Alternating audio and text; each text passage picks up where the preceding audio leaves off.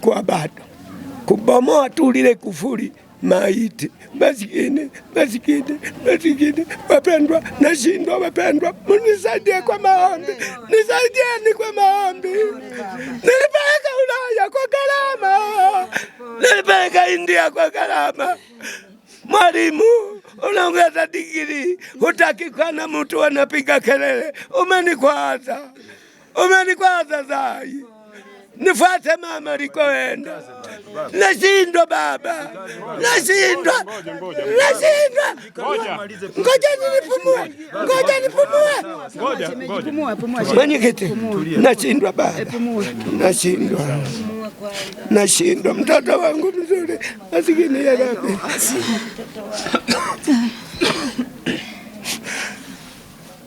Nitalala kweli.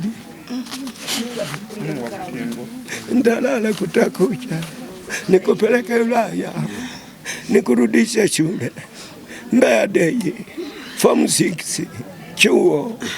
Umeajiriwa ni mwalimu mwana. Unaongeza digrii, unaniacha. Ni masikini mimi. Unaniacha jua kali. Omba kidogo mjomba, naumia.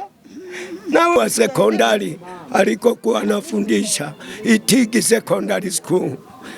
Hapa sina mwalimu yoyote angenisaidia. Nikirudi nyumbani huenda sitamuka. Utaamka mjomba kwa jina la Yesu.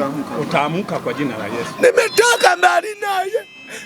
Utaamka baba. Utaamka mjomba. Utaamka. Mungu nisaidie bure.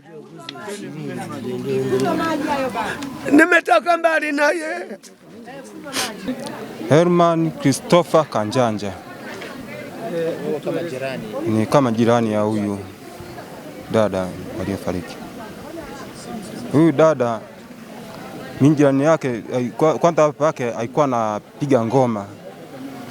Iwe Jumapili, iwe siku zozote anakaa ndani mwake anapiga ngoma na kuimba peke yake. Mengine anakuwa anasali peke yake. Sasa siku ngapi hizi zote, tangu kabla ya Christmas tukakuta mtu hata ngoma apigi wala nini. Nikaenda kwa baba, nikampigia baba yake simu kusema, mzee, mbona huku ninaona kimya, hata ngoma apigi saizi huyu dada. Akasema naomba nichungulie je, taa zinawaka hapa pake? Nikasema taa ameziseti. Asubuhi usiku zinajiwasha saa 1, ikifika asubuhi zinajizima. Akasema naomba niangalizie kufuli, je limefungwa au hajafungwa mlango wake. Nikaangalia nikakuta kweli mlango umefungwa na kufuli.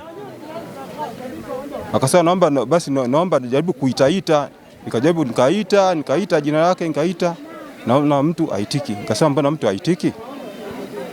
Sasa ndio jana akaja baba yake juzi, akasema njoo ngoje tu. Nikamwambia njoo tupasue hapa tuangalie je kama yupo. Akipiga simu inaita tu. Akasema naomba tega sikio kama inaita ndani huko. Piga simu inaita. Basi ndio jana akasema ngoja niende kwa mwenyekiti nikamjulishe kwa tubomoe mlango dirisha. Akasema naenda kwa mwenyekiti, nitaenda kwa polisi nikatoe taarifa hiyo. Hatuwezi kubomoa hivi kiolela tutakamatwa. Sasa ndio leo asubuhi amekuja kwangu hapo, amenigongea asubuhi ilikuwa saa 1 kasoro. Akasema kwa hiyo tufanyeje? Basi mimi ngoja nielekeze kwa mwenyekiti kwa Ayubu. Nikamjulishe hii swala kusema tufanye jambo la kubomoa.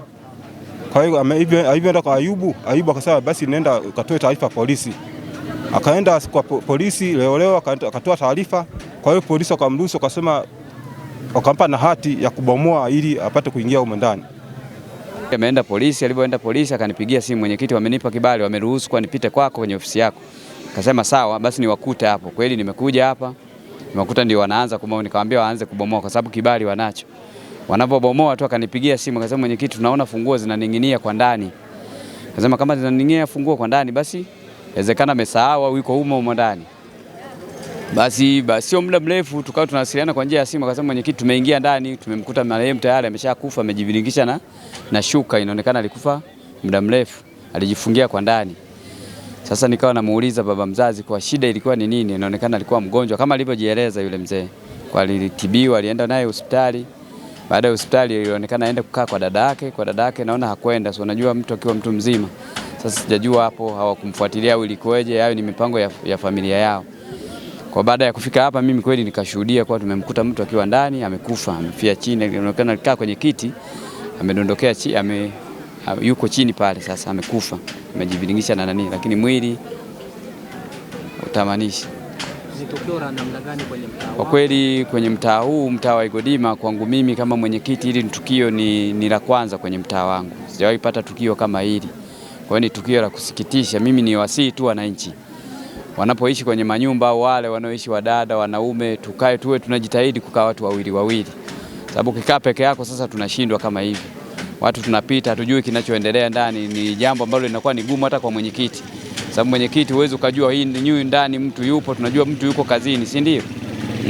Kwa ni wasii tu wananchi, nitoe rai kusema wananchi wahakikishe mtu unapotoka au unakuwa nje ya nyumbani, hakikisha mnakuwa watu wawili. Wangekuwa naishi watu wawili tungepata taarifa. Sasa huyu dada hana mume, hana watoto, yupo yeye tu peke yake na anafanya kazi. Kwa kujua kuwa yuko ndani ilikuwa ni kazi.